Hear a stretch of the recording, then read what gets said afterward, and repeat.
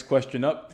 Let's go ahead and tackle this one because I like to identify questions like this as rage bait, where at a first pass, you'll definitely, possibly, might miss the glaring issue with this problem.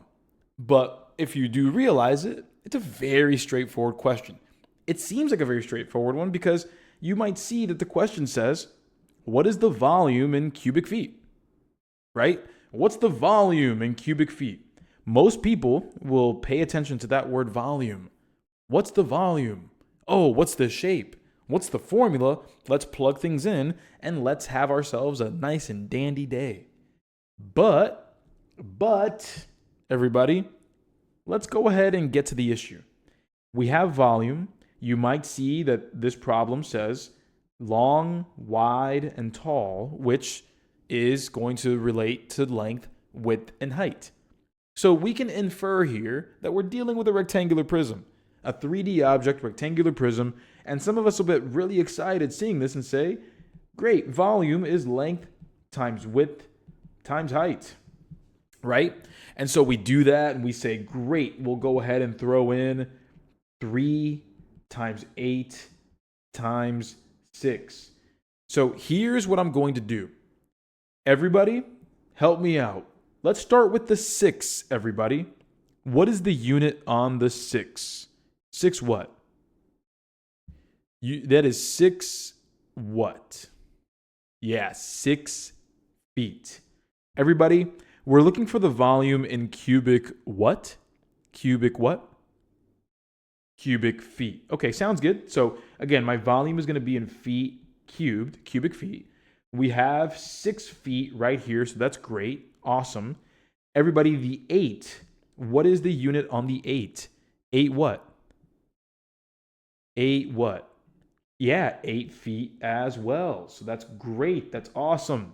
That's incredible. It almost seems like we're just supposed to multiply. But when we take one last look over here, everybody, what is the unit on the 3? What is the unit on the 3? Yards. Yeah, yards. That is not the right unit. We are not ready to calculate. Our answer needs to be in cubic feet.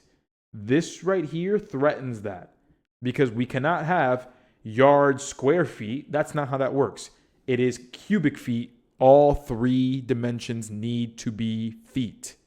That's the only issue you need to take care of, and you are home free. Everybody, do we observe that? Do we see that here, plain as day?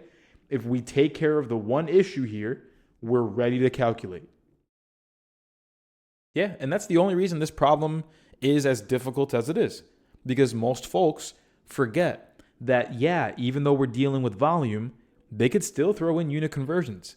You have got to stop thinking of those as mutually exclusive or separate. They're not separate. They can both be asked in this same question. As easy as they are individually, they can be a nightmare together if you don't pay attention. So let's get the job done here. I'm going to calculate the conversion from 3 yards to feet. And if you've been paying attention to some of those unit conversion classes, yards are bigger than feet. And everybody, when we are converting from a big unit, breaking it up into a bunch of small units, what operation do we use in that sense? Yeah, multiplication. Because remember, when you go from a big to a small unit, you create a bunch of smaller units. So that is multiplication times 3, because every yard equals 3 feet. So 3 times 3 gives you 9. So what I can do here, everybody, is I can take the 3 yards right here.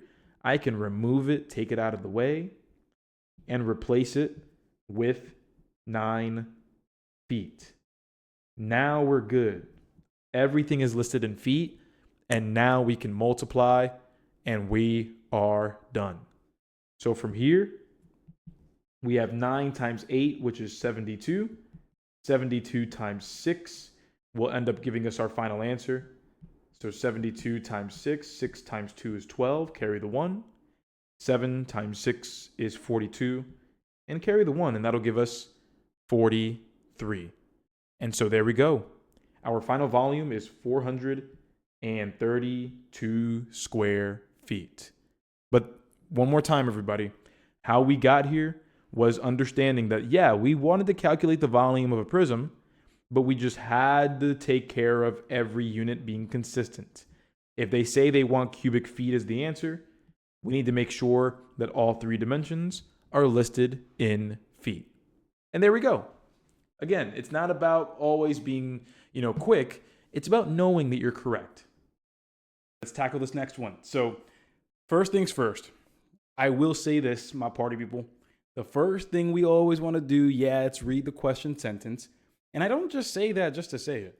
We have to understand what the goal of the problem is, because if we don't, then we are going to be really at the whim of our own anxiety, and we're probably going to make a mistake. Here's what I mean. When we read the question sentence, it says, how many meters of ribbon are left? Let me read that one more time. And I'm going to allow you watching at home to either, say some nice words to the screen or come to the conclusion that, oh, that might have been my mistake. Right here. How many meters of ribbon are left?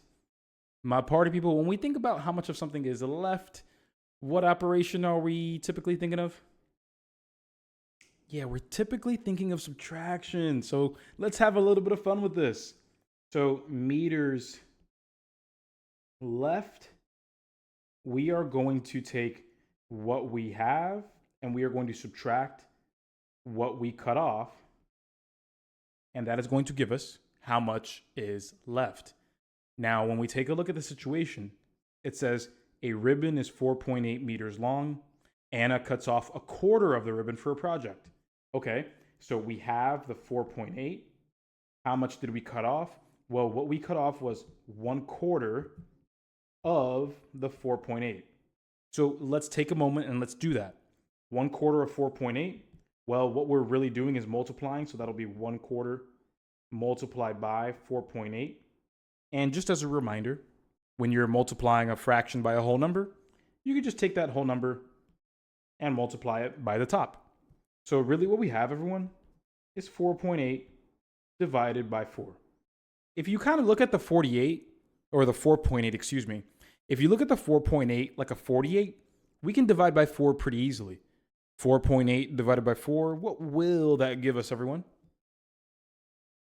4.8 divided by 4 is 12, or in this case, 1.2. Yeah. So what we're cutting off is going to be 1.2 meters. That's what we're cutting off. Everyone, is what we're cutting off what we're looking for? Is that going to be the final answer? N-O spells no. That is correct. That is not the final answer. We are cutting off 1.2 meters. And when we cut that off, we see that we have 3.6 meters left. And that's our proper final answer. The correct answer is answer choice D. B was a trick. Again, B as in Bravo was a trick answer because it banked on you stopping short of doing what you actually needed to do. Notice how this question here is 3 very short sentences, but it's very easy to get wrong if you rush the process.